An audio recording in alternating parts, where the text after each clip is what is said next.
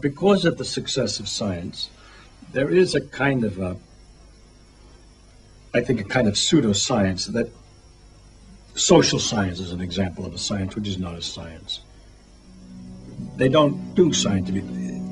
They follow the forms.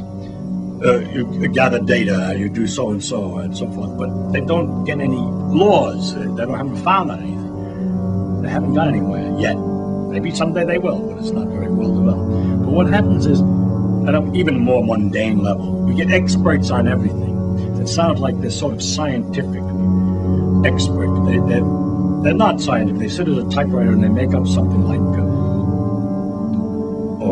food grown with fertilizer that's organic is better for you than food grown with fertilizer that's inorganic. May be true, may not be true, but it hasn't been demonstrated one way or the other. But they'll sit there on the typewriter and make up all this stuff as if it's science, and they become an expert on foods, organic foods, and so on. There's all kinds of myths and pseudoscience all over the place. Now, I might be quite wrong. Maybe they do know all this thing. But I don't think I'm going to see. I have the advantage of having found out how hard it is to get to really know something, how careful you have to be about checking the experiments, how easy it is to make mistakes and fool yourself. I know what it means to know something, and therefore I see how they get their information, and I can't believe that they know it. They haven't done the work necessary, haven't done the checks necessary, haven't done the care necessary.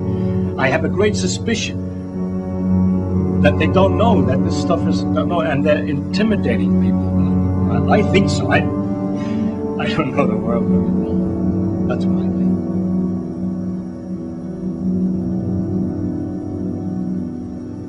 If you expected science to give all the answers to the wonderful questions about what we are, where we're going, what the meaning of the universe is, and so on, then I think you could easily become disillusioned and then look for some mystic answer to these problems. How a scientist can take a mystic answer, I don't know, because the Holy Spirit is to understand. Well, never mind that.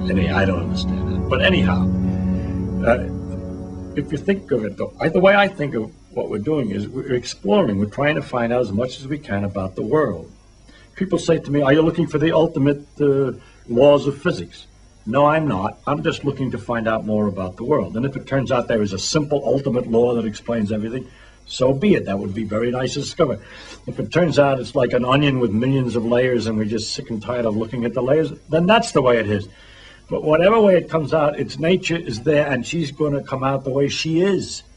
And therefore, when we go to investigate it, we shouldn't pre-decide what it is we're trying to do, except to find out more about it.